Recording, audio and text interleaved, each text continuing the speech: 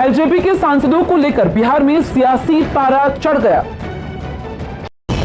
बिहार में चिराग पासवान की party LJP को बड़ा झटका लग सकता है। खबर है कि चिराग पासवान को छोड़ एलजेपी के बाकी 5 सांसद जल्द ही जेडीयू का दामन थाम सकते हैं, जिनमें उनके चाचा पशुपति पारस भी शामिल हैं। रूस के साइबेरिया से डराने वाली एक तस्वीर सामने आई, जहां जंगल का एक बड़ा हिस्सा आग के शोलों में धधकता दिखाई दिया।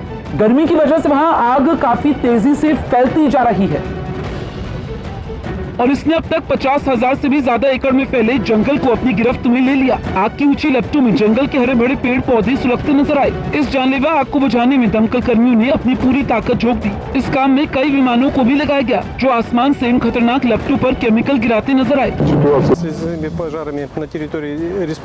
जंगल से उठते धुएं के गुबार ने पूरे इलाके को अपने अंदर समा लिया, जिसकी वजह से वहाँ कुछ भी साफ देख पाना नामुमकिन हो गया। खतरे को देखते हुए आसपास के इलाकों को खाली करवा लिया गया।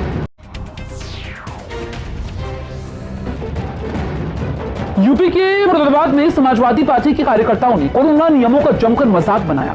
वहां पार्टी के महानगर अध्यक्ष शाने अली शानू के स्वागत के लिए कार्यक्रम का आयोजन किया गया और कोरोना नियमों की धज्जियां उड़ाई गई। समाजवादी पार्टी के सैकड़ों कार्यकर्ता अपने और तमाम लोगों की जान जोखिम में डालकर शाने अली के स्वागत के लिए इकट्ठा हुए। इस बीच ना तो किसी ने जरूरी दूरी पर ध्यान दिया, ना ही किसी के चेहरे पर मास्क नजर आया।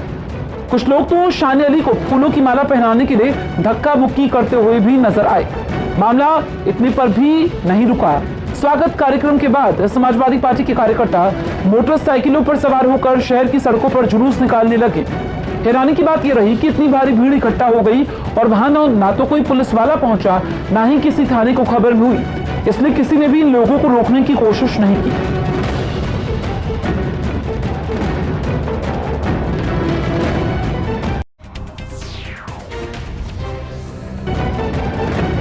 आज दिल्ली के सीएम अरविंद केजरीवाल अपने मिशन गुजरात का आगाज करेंगे। दिल्ली के सीएम अरविंद केजरीवाल आज गुजरात के अहमदाबाद जाएंगे, जहां वो अपनी पार्टी के दफ्तर का उद्घाटन करेंगे।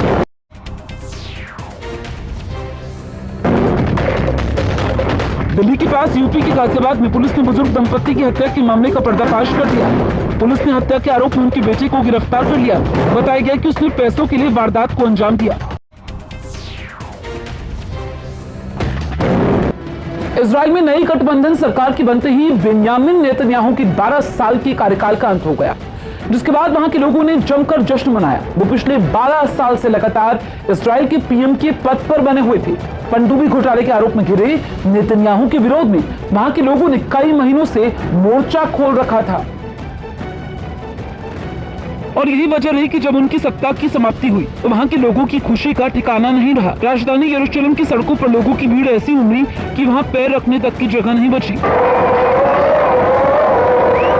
वहां लंबे समय से इस इंतजार में बैठे लोग जश्न में डूब गए। नेतन्याहू के वहां के प्रधानमंत्री के पद से हटने का खुमार लोगों की सिर ऐसा चढ़ा कि उन्होंने बीच रास्ते पर ही पार्टी शुरू कर दी। नाच गाना भी खूब हुआ। कई लोगों ने गले मिलकर एक दूसरे को बधाई दी। वहीं खुशी के मारे कुछ लोग भावुक भी हो गए। वहाँ का नजारा देख ऐसा लगा मानो जैसे पूरा शहर जश्न में डूब गया।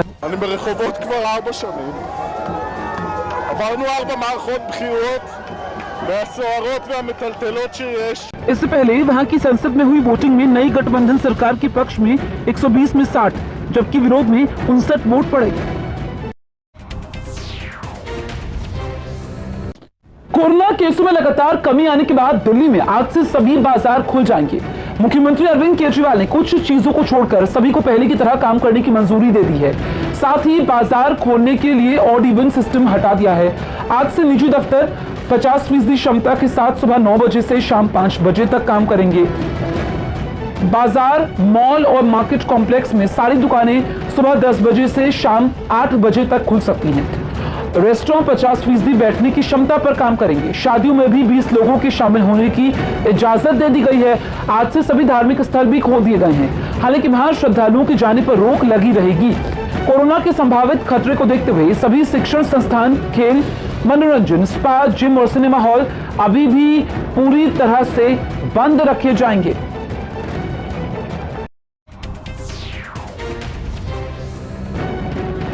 हरियाणा में एक चलती कार में अचानक आग लगने से हादसा हो गया। हरियाणा की जींद में एक चलती कार में अचानक आग लग गई। राहत की बात यह रही कि कार चला रहा आदमी वक्त रहते बाहर निकल गया, जिससे उसकी जान बच गई। दुनिया की नंबर 1 टेनिस खिलाड़ी नोवाक जोकोविच ने फ्रेंच ओपन का खिताब अपने नाम कर लिया। उन्होंने फाइनल मुकाबले में ग्रीक खिलाड़ी स्टेफानोस सित्सिपास को हराया।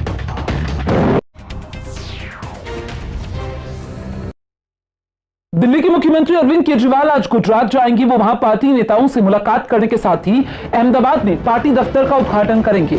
सूरत निकाय चुनाव के बाद अरविंद केजरीवाल का ये दूसरा गुजरात दौरा है। सूरत निकाय चुनाव में आम आदमी पार्टी ने 27 सीटों पर जीत दर्ज की थी, जिसके बाद से ही पार्टी के कार्यकर्ता उत्साह में हैं। मध्य प्रदेश के खंडवा में एक तेज रफ्तार कार भीषण हादसे का शिकार हुई। तेज रफ्तार की वजह से कार का संतुलन बिगड़ गया और वो सड़क किनारे लगे पेड़ों से जाकर टकरा गई। टक्कर की वजह से कार के परखच्चे उड़ गए। हादसा होते ही आसपास मौजूद लोग तुरंत मदद के लिए वहां पहुंचे और हादसे में घायल हुए 6 लोगों को अस्पताल पहुंचाया। डॉक्टरों ने हादसे में घायल सभी लोगों की हालत खतरे से बाहर बताई।